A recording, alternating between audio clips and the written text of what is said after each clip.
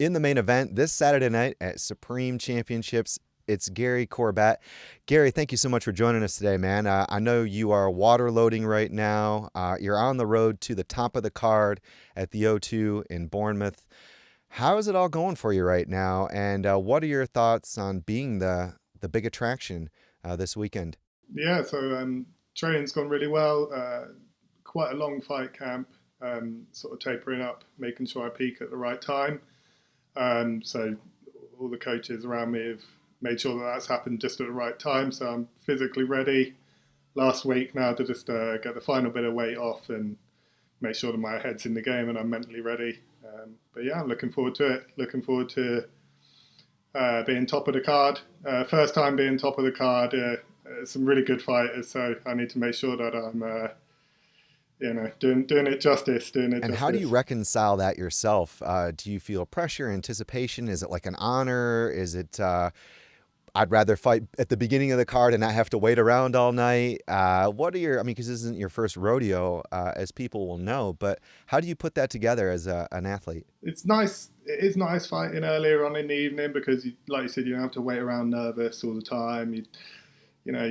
You don't have to watch everyone else coming back to the changing room all beat up and bruised up, and so that's nice. I did like getting out of the way earlier on, but yeah, I think both me and my opponent earned the right to be the main event on this one.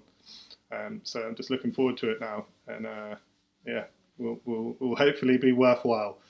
Feel a bit of pressure there. Yeah, so what yeah. do you think of your opponent? If you do believe he's a worthy guy to join you in the main event, you are fighting, it's a Bournemouth Littlehampton rivalry, if I can say that with my American accent. I don't even know if that sounds right, but it's Ivis Vittles, I believe, is the guy.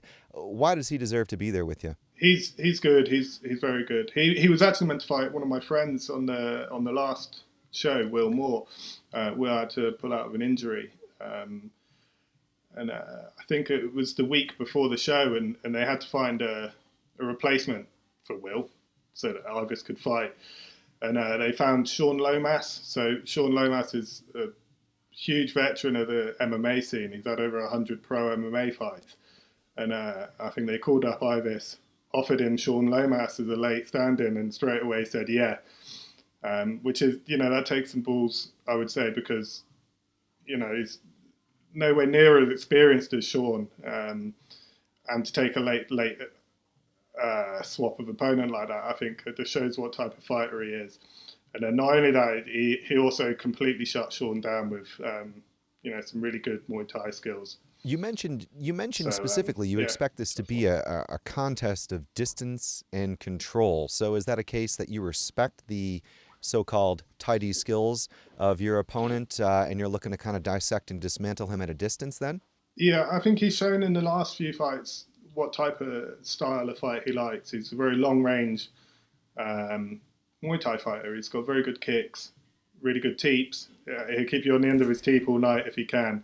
And my speciality seems to just be boxing. I'm much rather use my hands, and so I think we'll be fighting for that distance. And if I can get past his teeth, then I'll have to make it count with my hands. And do you think that may require some infighting within the remit of the rules? Yes, yeah. So it's hybrid K1. So we're fighting in 4-ounce gloves, and they normally let the clinch work go a little bit longer than a normal K1 fight if you're being active. So I think my job will be to close the distance and start using my hands. And if we do get into a clinch situation, I'll just have to be busy with dirty boxing and try and make it a little bit less textbook. I think he's a kind of a textbook Muay Thai fighter, and I'm gonna have to sort of disrupt that for him. Yeah, I mean, the 4-ounce gloves really changes the calculus, doesn't it? Too often we talk about in MMA guys who do a great deal of sparring with 16s or whatever,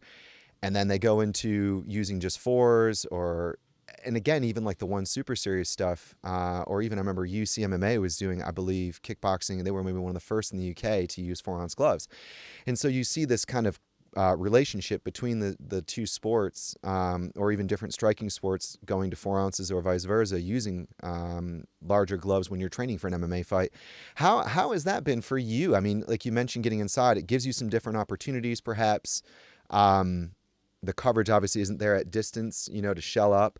How would you talk about that? Because it is a little bit of a twist. Yes, yeah, it's a different sport. It's completely different. I think for me, I started off in MMA. My first few fights were MMA fights, so I think I've always had that kind of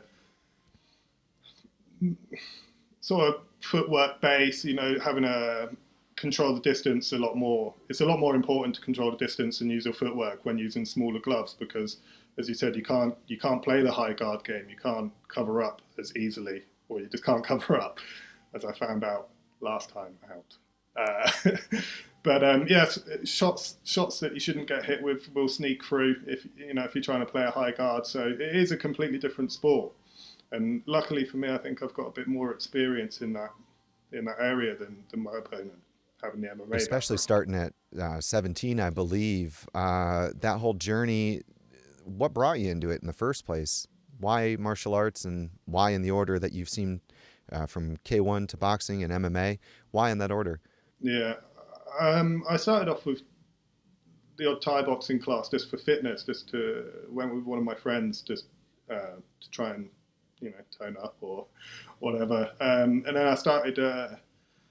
I fell in love with the kind of theory and the sort of technical side of it, and I just wanted to learn as much as I could. And then as I got better, I got offered into clubs and fights, and I just love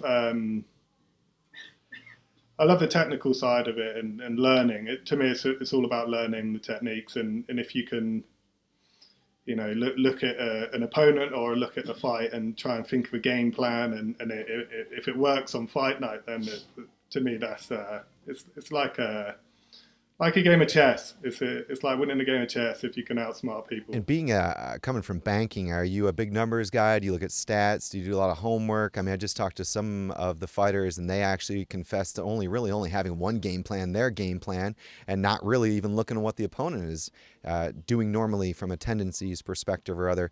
Are you more of an analytical guy in your preparation, or are you more of a free spirit come fight night? I think earlier on in your fight career, you should only focus on yourself because you don't know what the other guy's going to do. I think as you become more experienced and as your opponents are more experienced, then you're going to have an idea of what they're going to do, what their strengths and weaknesses are, because they've shown it over, 10, 15 fights. So to start with, I would never really watch tape, and I didn't think it served much of a purpose. But now as the opponents are more experienced, I like to watch a lot of tape. And I think that's what helped me survive my last fight is, I knew exactly what to expect. My coaches, everyone knew what to expect in my last time out.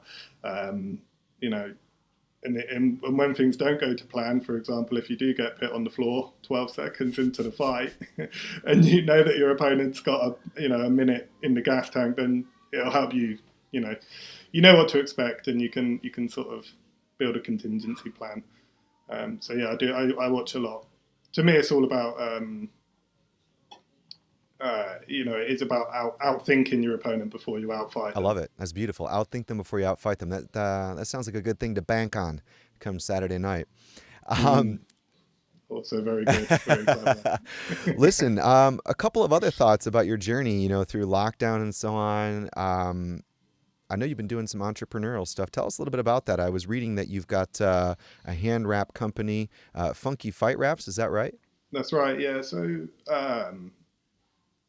well, to be honest, since the birth of my son, I wasn't able to train as consistently as I'd like to. I certainly wasn't competing for the first few years, and then COVID sort of locked everyone down, so I wasn't even able to go to the gym. So I started producing hand wraps.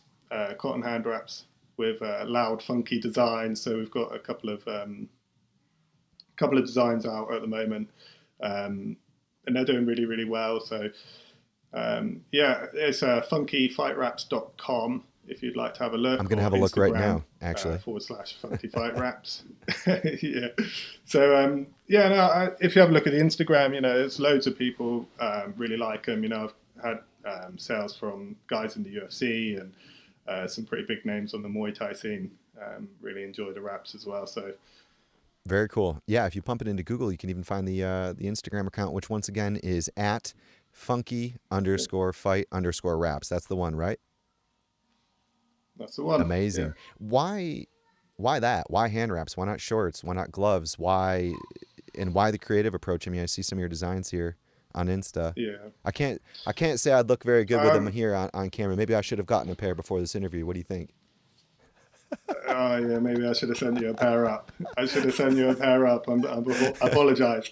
I think the market's saturated. There's so many good brands at the moment for shorts, for rash guards, for gis. There's so many, and I didn't see a need to produce anything else like that because I think most people can get exactly what they want. But if you like, you know, things that stand out a little bit, you can get red hand wraps or blue hand wraps or black hand wraps, and that's it really. So hopefully our wraps will bring a little bit more color, a little bit more personality, and a bit of a kick to people's training outfits. So why not go for it?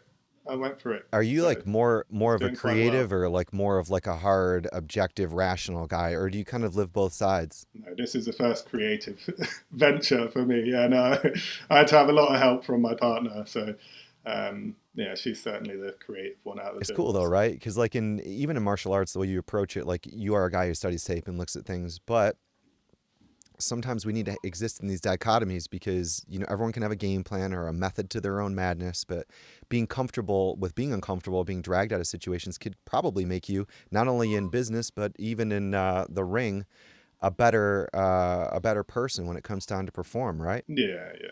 As far as the raps go, for me, it's completely out of my comfort zone. I wouldn't say I'm the entrepreneurial type normally, um, but it's helped me. It's helped me stay within the scene because I haven't fought for sort of 5 years before the last one, I've made so many good contacts. People like supporting the brand, showing us stuff on Instagram, on social media, and just shooting us messages. It's been really nice. It's good. It feels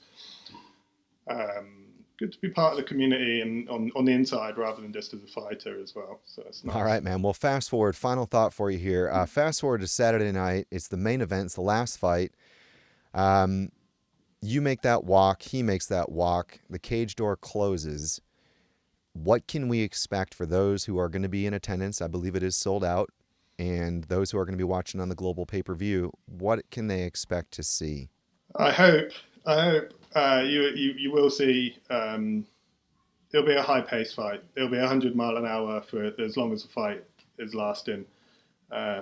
Hopefully, you'll see some good boxing skills. You're definitely going to see some good Muay Thai skills, I think. But yeah, it'll be an all-out fight. We're fighting for the title, so both of us are really going to want to leave it all out there, and I'm sure that's what's going to happen. Amazing. Well, Gary, thanks so much for jumping on today with us. Again, congratulations on the main event assignment, and good luck to you Saturday night. Gary Corbett, ladies and gentlemen, take care of yourself, and we'll see you soon, bro. All Thank right. you. Cheers, Chris.